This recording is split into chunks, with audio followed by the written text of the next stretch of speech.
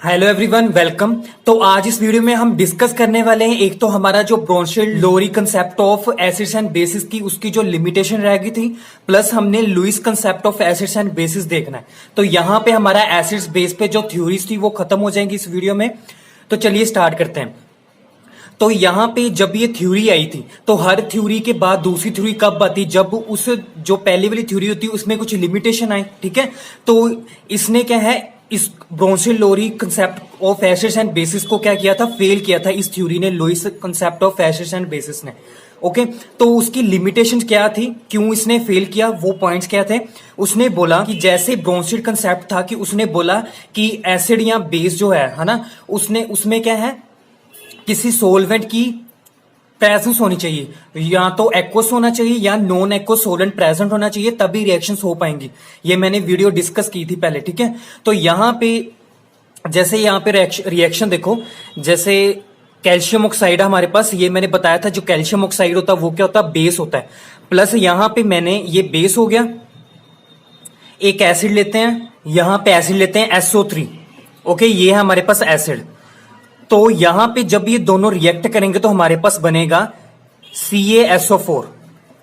Okay, तो ये product बन गया हमारे पास। तो यहां पे उसने बोला कि यहां पे तो कोई भी सोलवेंट की जरूरत ही नहीं पड़ी, ठीक है ना। लुईस ने कहा कि ये रिएक्शन कैसे हो पा रही है, यहां पे तो कोई भी सोलवेंट प्रेजेंट ही नहीं है, ना तो वाटर है ना अमोनिया, कोई भी नॉन एक्वस और एक्वस कोई भी सोलवेंट प्रेजेंट नहीं है, तब भी ये रिएक्शन हो पा रही है। क्यों, ऐसा क्यों हो रहा है। तो इसने ब्रोंशियल कंसेप्ट ने ये रिएक्शन एक्सप्लेन नहीं कर पाया क्योंकि वो कहता था कि कोई भी रिएक्शन अगर हो रही है तो किसकी प्रेजेंस में होती है, कोई भी सोलवेंट, या तो एक्वस या नॉन एक्वस। तो यहां पे तो कुछ भी नहीं, ये तो गैस है।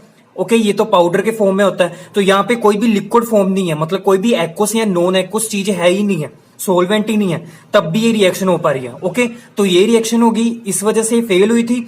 दूसरा, आप दूसरी लिमिटेशन बोल सकते हो कि जैसे हमारे पास BF3 है एक, या एल्यूमिनियम क्लोराइड है।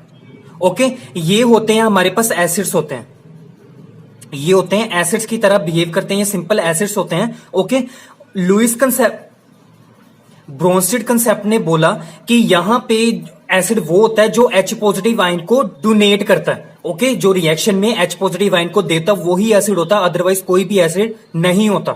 बट यहां पे तो इनके पास कोई भी हाइड्रोजन नहीं है, अगर हाइड्रोजन नहीं है तो ये क्या है, रिएक्शन में H पॉजिटिव आयन देंगे नहीं, मतलब प्रोटॉन नहीं देंगे। ओके, तो इस वजह से ये क्या है, एसिड कैसे हो सकते हैं।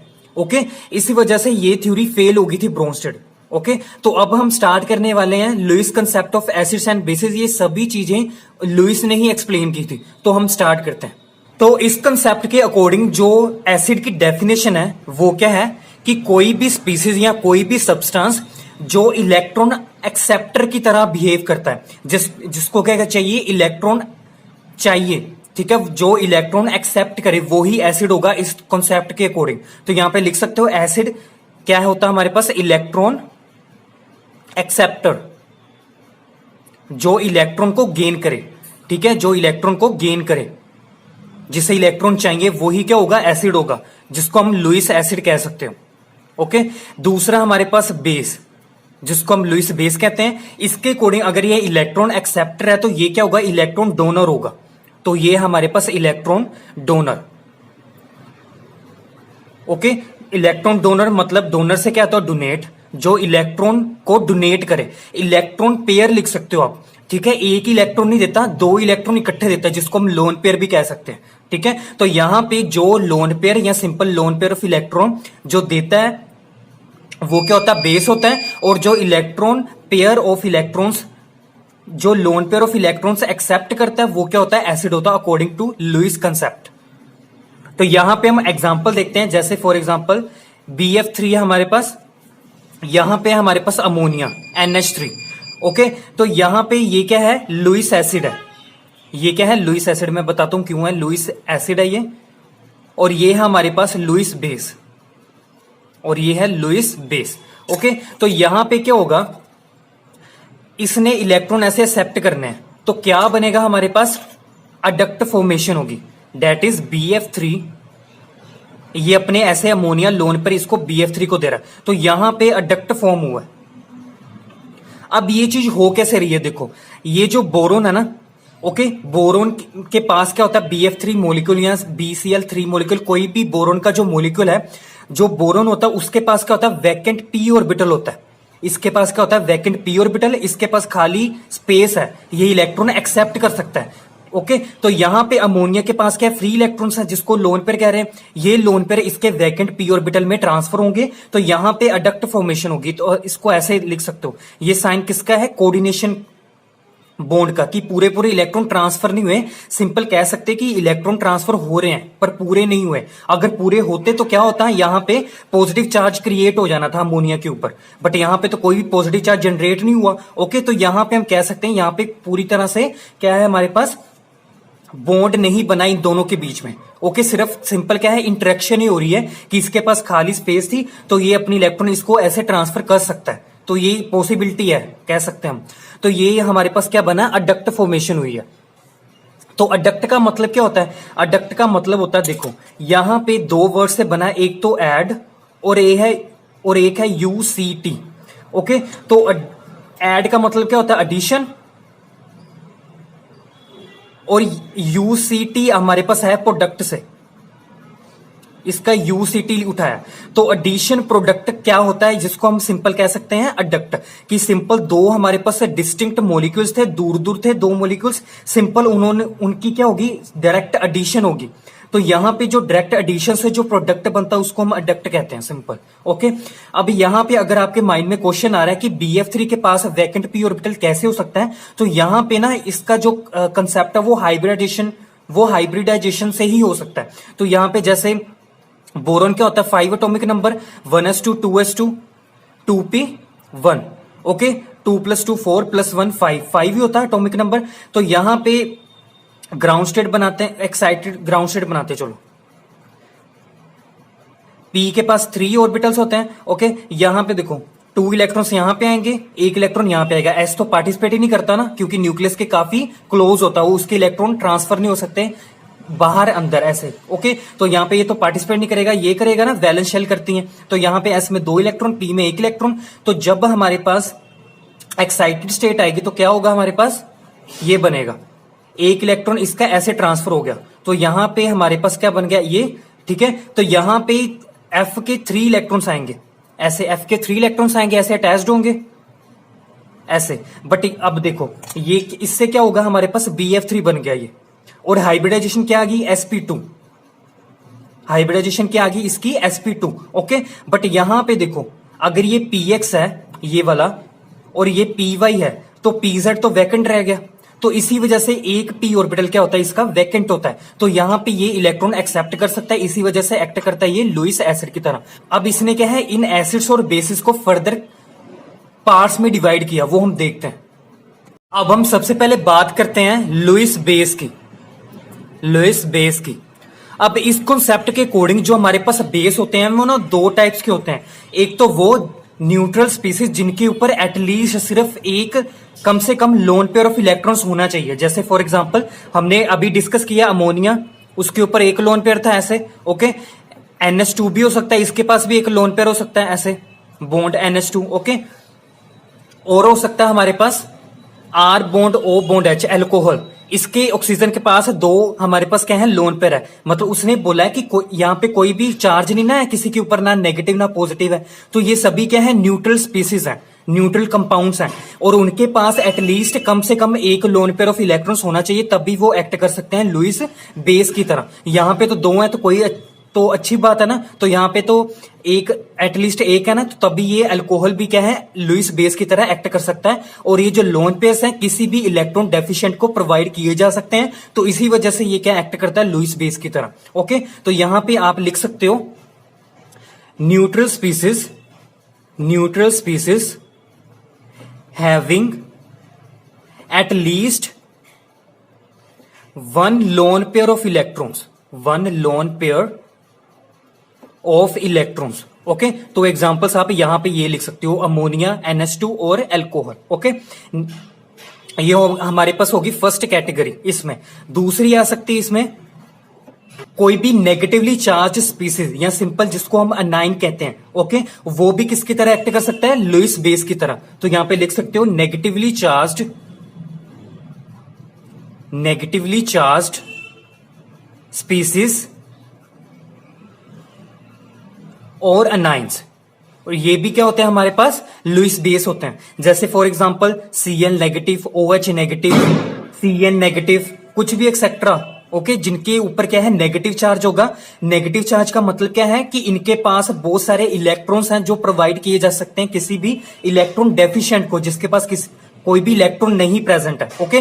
तो यहां पे देखो, ये क्लोरीन है ना, इसके ऊपर ये ऐसे 2 इलेक्ट्रॉन्स ऐसे होंगे, ये नेगेटिव चार्ज, मतलब ये कितने सारे इसके पास लोन पेयर भी है, और नेगेटिव चार्ज यहाँ पे कितने सारे एक्स्ट्रा इलेक्ट्रॉन डेंसिटी है, बहुत सारी। यहाँ पे इनके पास क्या होती है? मैक्सिमम इलेक्ट्रॉन डेंसिटी होती है इनके पास। तो अगर हम देखा जाए ना, अगर हमने कंपैरिजन करना हो कि इन दोनों कैटेगरी में से कौन सबसे अच्छा लुईस बेस माना जाता है, तो हम कह सकते हैं कि जो नेगेटिवली चार्ज होते हैं ना, वही अच्छे लुईस बेस की तरह एक्ट कर सकते हैं।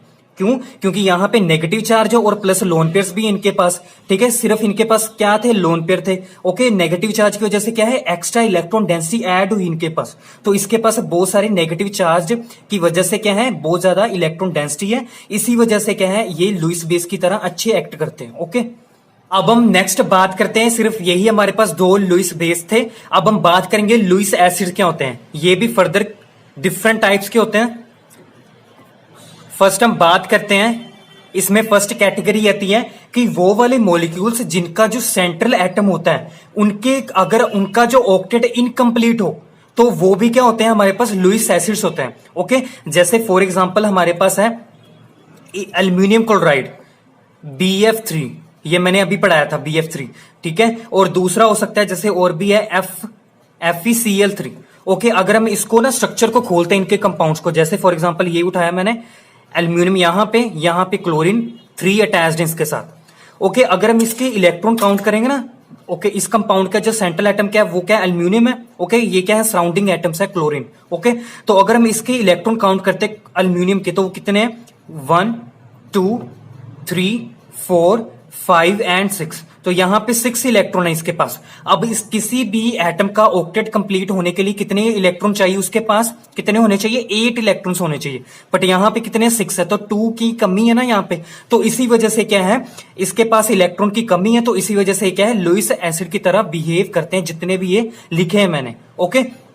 सेम यहां पे भी बना सकते हो, ऐसे आएगा BF3, जैसे मैंने पहली एग्जाम्पल बताइए कि इसके पास वैकेंट p ऑर्बिटल होता है, ओके। इसकी वैलेंसी इनकम्प्लीट है, ऑक्टेट इनकम्प्लीट है। यहां पे भी ऐसे लिख सकते हो FeCl3 के लिए, ओके। यहां पे भी इसके पास 6 इलेक्ट्रॉन होंगे, 8 चाहिए इसके पास, तो सभी के पास क्या है? 2 इलेक्ट्रॉन्स की कमी है, so act as a Lewis acids. तो यहां पे इसमें लिख सकते हो, अगर लिखना है तो यहां पे लिख सकते हो molecules in which the central atom has incomplete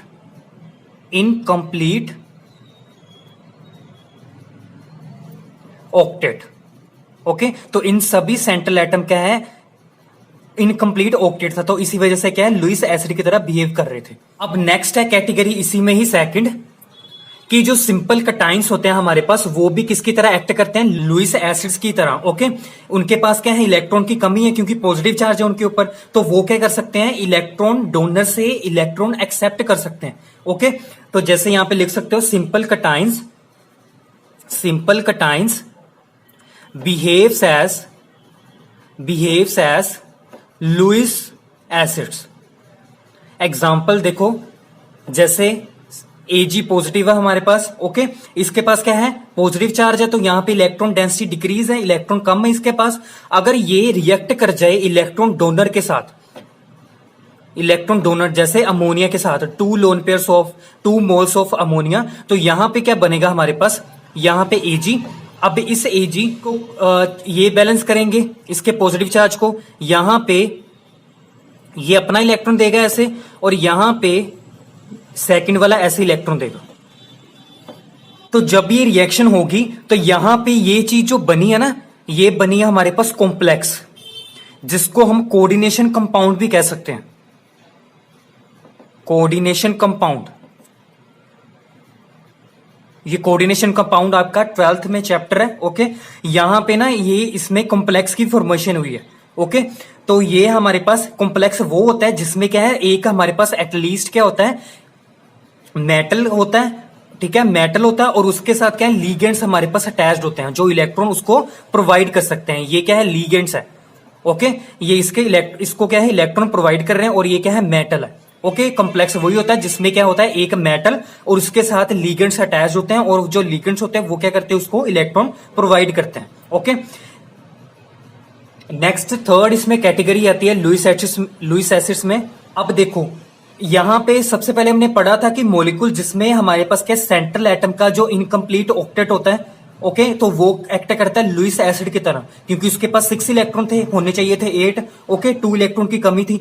अब यहां पे भी ये ऐसे ही कुछ आ रहा है, वो मॉलिक्यूल्स जिसमें क्या है, उसका जो सेंट्रल एटम है, अगर उसके पास वैकेंट डी ऑर्बिटल है, ओके, तो वो क्या है, एक्सेप्ट कर सकता है इलेक्ट्रॉन को उसमें, तो वो एक्ट कर सकता है एज अ लुईस एसिड की तरह।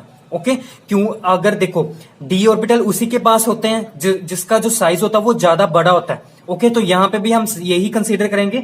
जैसे फॉर एग्जांपल हमारे पास है ये सिलिकॉन है, ये ओके, सिलिकॉन क्या है, ऑक्सीजन की, कार्बन की फैमिली में आता है। ओके, कार्बन के नीचे सिलिकॉन आता है, तो इसका साइज क्या है, लार्ज है।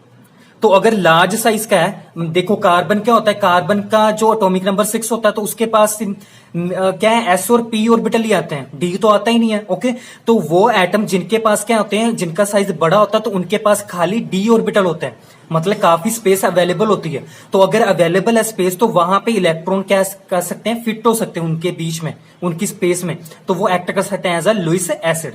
ओके, तो यहां पे क्या है, इसके पास ऐसे डी ऑर्बिटल होगा ऐसे सिलिकॉन के पास। ओके, अगर यहां पे मैं F2F नेगेटिव लेकर आता हूं, ओके, 2F नेगेटिव क्या है, ये क्या है, नेगेटिव है ना।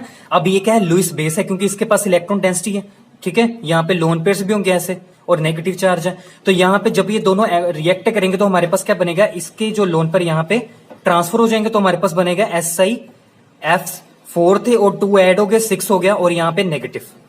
नेगेटिव क्यों, क्योंकि इसके पास क्या है, इनके ऊपर इलेक्ट्रॉन डेंसिटी इंक्रीज होगी, इसी वजह से नेगेटिव। ओके, तो ये हमारे पास क्या बन गया, कॉम्प्लेक्स बन गया ये भी। तो यहां पे हमारे पास क्या है, यहां पे लिख सकते हो मॉलिक्यूल्स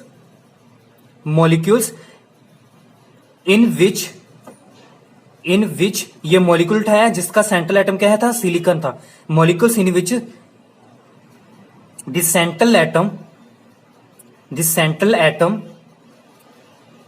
हैज एम्प्टी मतलब खाली डी ऑर्बिटल, जिसके पास क्या है, खाली डी ऑर्बिटल है, इसके पास खाली डी ऑर्बिटल था, इसने क्या है, ये इलेक्ट्रॉन एक्सेप्ट किए, तो ये हमारे पास क्या बन गया, लुईस के एसिड की तरह बिहेव कर रहा है, तो हमारे पास कॉम्प्लेक्स बन गया। लास्ट कैटेगरी आती है इसमें, फोर्थ, वो ये है हमारे पास कि कोई भी मॉलिक्यूल जिसमें क्या है, हमारे पास कितने सारे एटम्स हैं उनमें, और उन सभी एटम्स की जो इलेक्ट्रॉन नेगेटिविटी है वो क्या है, डिफरेंट है, और वो सभी एटम्स क्या है, आपस में मल्टीपल बॉन्ड से अटैच्ड है। मल्टीपल बॉन्ड्स मतलब वो डबल या ट्रिपल बॉन्ड से अटैच्ड है, तो वो भी किसकी तरह एक्ट कर सकते हैं, लुईस एसिड की तरह। जैसे फॉर एग्जांपल हमारे पास है CO2। ओके, यहां पे क्या है, ये जो मॉलिक्यूल है इसमें डिफरेंट कार्बन और ऑक्सीजन, दो हमारे पास एटम्स हैं। तो यहां पे कार्बन की इलेक्ट्रॉन नेगेटिविटी और ऑक्सीजन की इलेक्ट्रॉन नेगेटिविटी क्या होती है, डिफरेंट होती है। ये मोस्ट इलेक्ट्रॉन नेगेटिव होता है, ये मोस्ट इलेक्ट्रॉन नेगेटिव होता है, और ये जो कार्बन है ये क्या है, लेस इलेक्ट्रॉन नेगेटिव है इससे, ऑक्सीजन से। तो क्या होगा, जो मोस्ट इलेक्ट्रॉन नेगेटिव होता है उसी में क्या हो, वो क्या करता है, इलेक्ट्रॉन क्या करता है, अट्रैक्ट करता है। तो यहां पे जो बॉन्ड में ये दो इलेक्ट्रॉन्स है ना यहां पे, तो ये ऐसे अट्रैक्ट करेगा ऐसे, तो हमारे पास क्या बनेगा, ऐसे रेजोनेंस में दिखा सकते हो, O double bond C bond O negative होगा, यहाँ पे पॉजिटिव क्रिएट हो गया। ओके, तो यहां पे क्या होगा, इलेक्ट्रॉन की डेफिशिएंसी आ गई यहाँ पे कार्बन पे, तो क्या होगा, इसको इलेक्ट्रॉन चाहिए। ओके, तो यहाँ पे OH नेगेटिव क्या होगा, हमारे पास जो लुईस बेस की तरह एक्ट कर रहा है, जिसके पास इलेक्ट्रॉन ज्यादा है, रिच है, वो क्या करेगा, यहाँ पे अटैक करेगा इसके पास। ओके, तो यहाँ पे क्या बनेगा हमारे पास, ऐसे O double bond C bond OH bond O negative, ऐसे बनेगा, जिसको हम ऐसे भी लिख सकते हैं HCO3 नेगेटिव। ओके, तो ये हमारे पास हमारे पास डिफरेंट डिफरेंट क्या थे, लुईस एसिड्स थे, ओके, लुईस बेस थे। अब हम कुछ एग्जांपल करते हैं एसिड बेस की रिएक्शन की। नेक्स्ट हम बात करते हैं acid base reactions according to this theory. Okay, इसी का एसिड लेंगे, मतलब लुईस एसिड लेंगे, उसको रिएक्ट कराएंगे लुईस बेस के साथ, तो देखते कौन सी रिएक्शन होती है। तो जैसे फर्स्ट है हमारे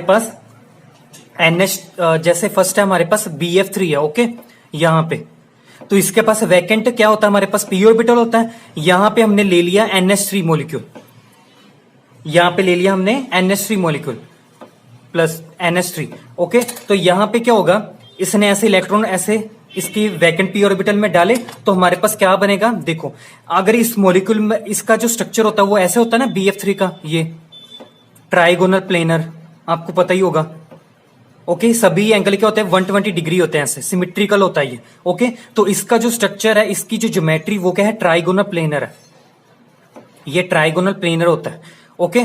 तो यहां पे देखो जब ये ट्राइगोनल प्लेनर था, ओके, जब इसके इलेक्ट्रॉन इसमें शिफ्ट हो गए, ऐसे ट्रांसफर हो गए, तो हमारे पास क्या बनेगा, अडक्ट बनेगा, जिसको हम ऐसे भी लिख सकते हैं, ये अमोनिया ऐसे होता है, ओके। तो ये ऐसे एरो और यहां पे आ जाएगा BF3 ऐसे,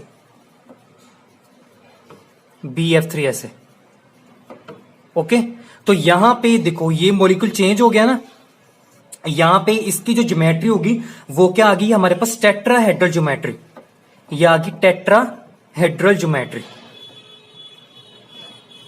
अब ये टेट्राहेड्रल ज्योमेट्री कैसे आई है, देखो आपने CH4 का ज्योमेट्री पढ़ी होगी, ये होती है टेट्राहेड्रल ही होती है ना उसकी भी, ये तो सेम रहेंगे ऐसे, देखो कार्बन की जगह नाइट्रोजन है, और ये जो H है ऐसे, इसकी पूरी रिप्लेसमेंट होगी इससे, तो ऐसे काइंड ऑफ कह सकते हैं, ये भी क्या है हमारे पास टेट्राहेड्रल ज्योमेट्री है। तो मतलब यहां पे जो ज्योमेट्री वो चेंज होगी ना, ट्राइगोनल प्लेनर थी, अब क्या होगी हमारे पास, टेट्राहेड्रल ज्योमेट्री।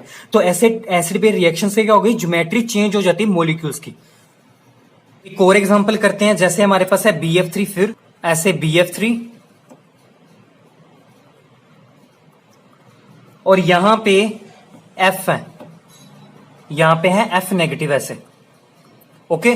तो ये क्या होगा, इसके पास अभी भी वैकेंट पी ऑर्बिटल है, तो ऐसे इलेक्ट्रॉन भेजेगा इसके पास, तो क्या बनेगा फिर अडक्ट फॉर्मेशन, ये सभी क्या है अडक्ट बन रहे हैं यहाँ पे, ओके। जब एसिड और बेस रिएक्ट करते हैं लुईस कॉन्सेप्ट के अकॉर्डिंग, तो हमारे पास क्या बनते हैं, क्या बनते हैं हमारे पास, अडक्ट बनते हैं या कम्प्लेक्स बनते हैं। जैसे हमने AG वाला एग्जांपल किया था, AG पॉजिटिव वाला, उसमें क्या था, कम्प्लेक्स बना था, यहाँ पे क्या बनेगा, अडक्ट बनेगा, ये BF4 नेगेटिव, ओके। कहने को तो ये कम्प्लेक्स है, ओके। यहां पे क्या है, जब ये निकल जाएगा तो यहां पे क्या है, F नेगेटिव निकलेगा, तो सिंपल फिर BF3 आ जाएगा, ओके। इसको हम ऐसे भी लिख सकते हैं BF3 ऐसे, और यहां पे F नेगेटिव, F जो है अपने लोन पर ऐसे देता हो, शो कर सकते हैं ऐसे, ओके। नेगेटिव को ऐसे बाहर लिख दो, ओके। तो ये हमारे पास बन गया।